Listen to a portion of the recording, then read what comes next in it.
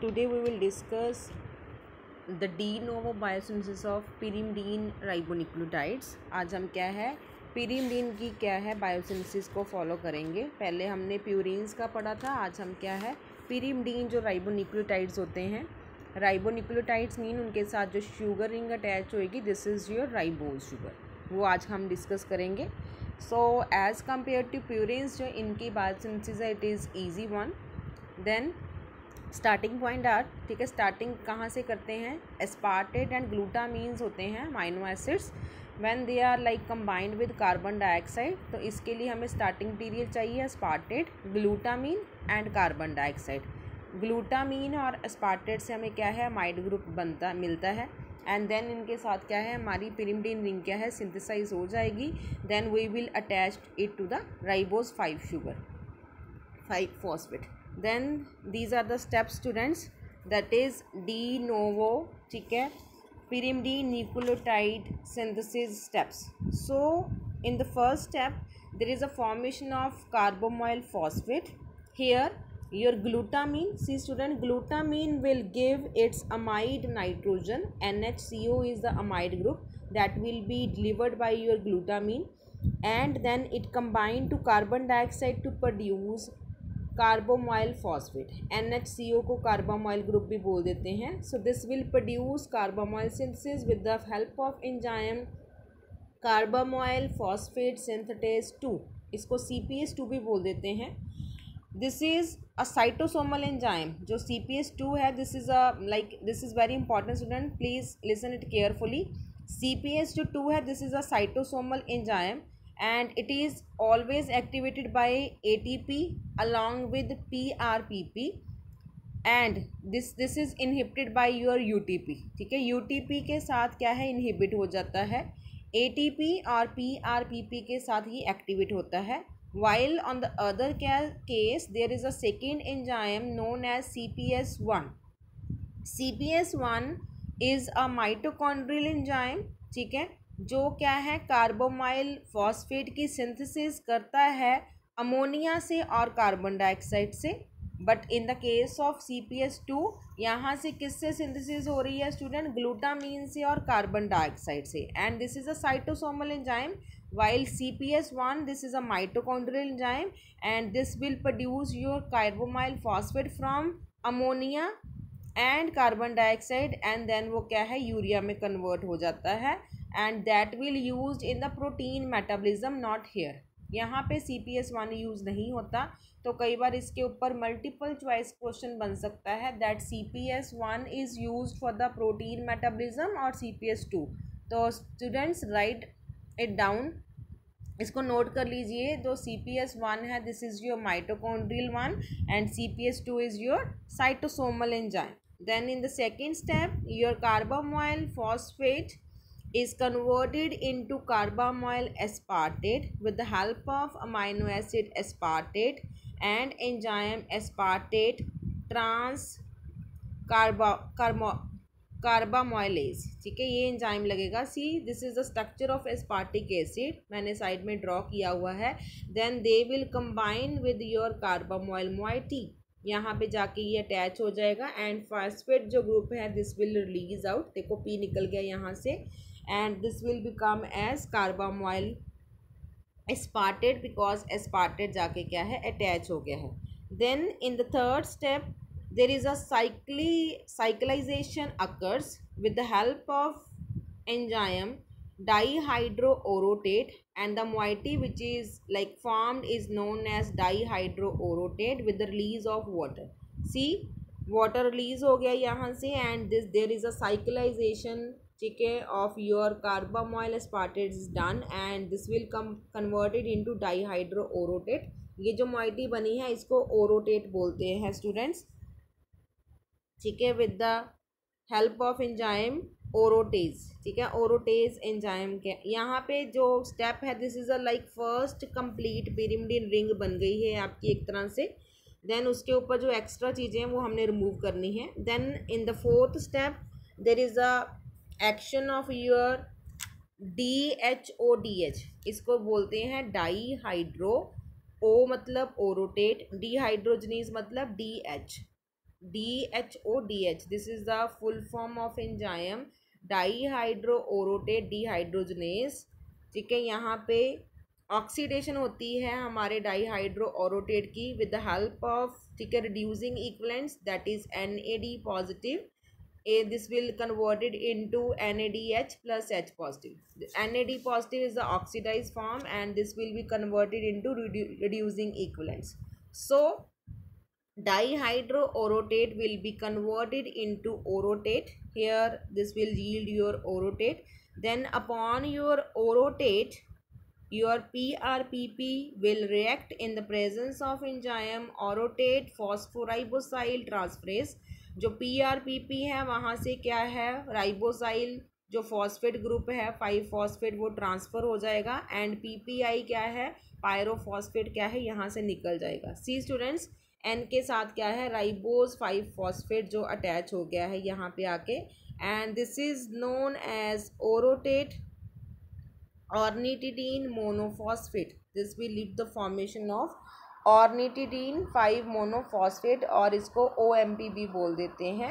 Then in the another step यहाँ पे क्या है, डीकार्बोक्सिलेशन होती है बिकॉज डीकार्बोक्सिलेज एंजाइम हम यूज़ कर रहे हैं। तो next step is decarboxylation, means carbon dioxide यहाँ से निकल जाएगी with the help of enzyme OMP decarboxylase and this will converted into uridine monophosphate। So see students, यहाँ पे मेरे पास क्या है, UMP बन गया है।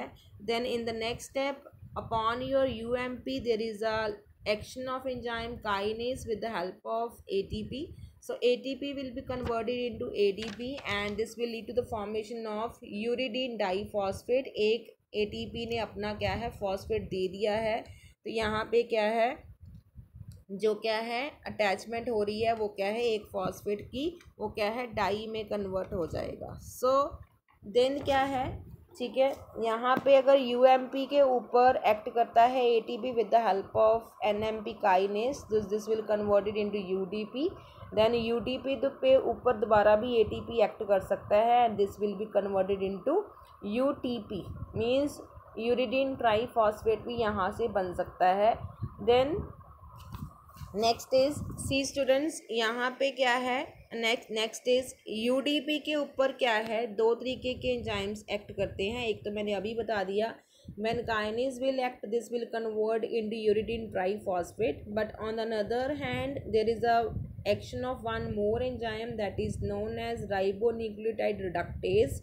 यहाँ पे with the help of thyroxine, वहाँ पे क्या है, उसके 2 SH मॉलिक्यूल्स लगे होते हैं, तो यहाँ पे SS करके निकल जाता है and H will be attached, तो this will be converted into deoxyuridine diphosphate. This is represented as DUDP। Then this will be converted into DUMP, means monophosphate में कन्वर्ट हो जाएगा।